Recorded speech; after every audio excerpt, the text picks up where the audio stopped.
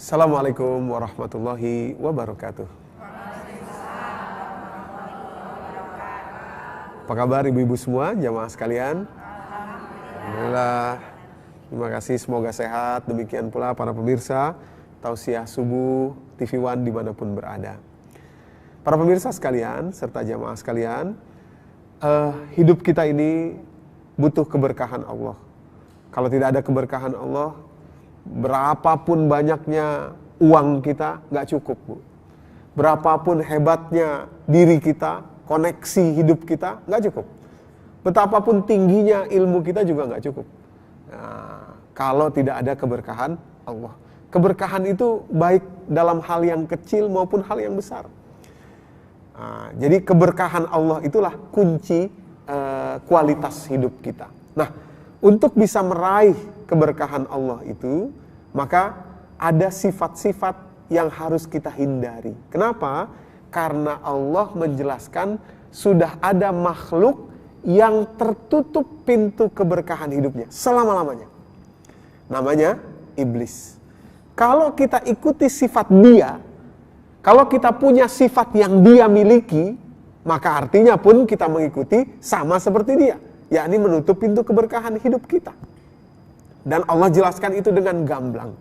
Oleh karenanya, pagi hari ini kita akan menjelaskan satu lagi sifat yang dipunyai oleh iblis, yakni victim mentality. Nah, mana dalilnya? Silahkan nanti ibu-ibu buka. Jamaah sekalian di rumah pun bisa membuka surat Al-A'raf, menjadi pegangan kita ini, surat ke-7, ayat yang ke-16. Ya. Ayat ke-16 dari surat Al-A'raf. Kita perhatikan di situ kalimatnya. Auzubillahi minasyaitonirrajim. Jadi ketika iblis diusir oleh Allah Subhanahu wa taala dari surga, dia bilang begini. Qala fabima aghwaytani la'aqudanna lahum siratal mustaqim. Iblis bilang di hadapan Allah, "Ya Allah, karena Engkau telah mengizinkan saya jadi tersesat, karena Engkau telah mentakdirkan saya tersesat, saya begini kan karena takdir-Mu." Perhatikan bagaimana iblis memposisikan dirinya sebagai orang yang menjadi korban. Bukan orang si iblis ya. Iblis memposisikan dirinya sebagai korban. Bahkan menyalahkan semuanya termasuk Allah. Termasuk Allah.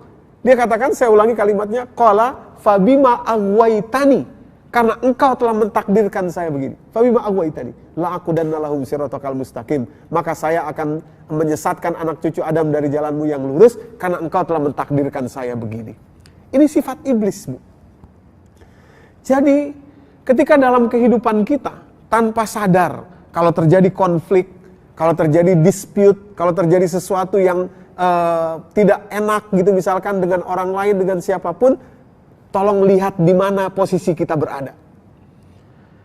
Apakah kita sering mengatakan misalkan, ini gara-gara dia, gara-gara itu, gara-gara anu, gara-gara si itu, gara-gara si ini, gara-gara si itu, tanpa sadar ada orang yang kalau kita perhatikan, semua orang tuh salah di mata dia. Cuma satu orang aja yang gak pernah dia salahkan. Siapa? Dirinya sendiri. Dirinya sendiri. Ustadz, kenapa ya?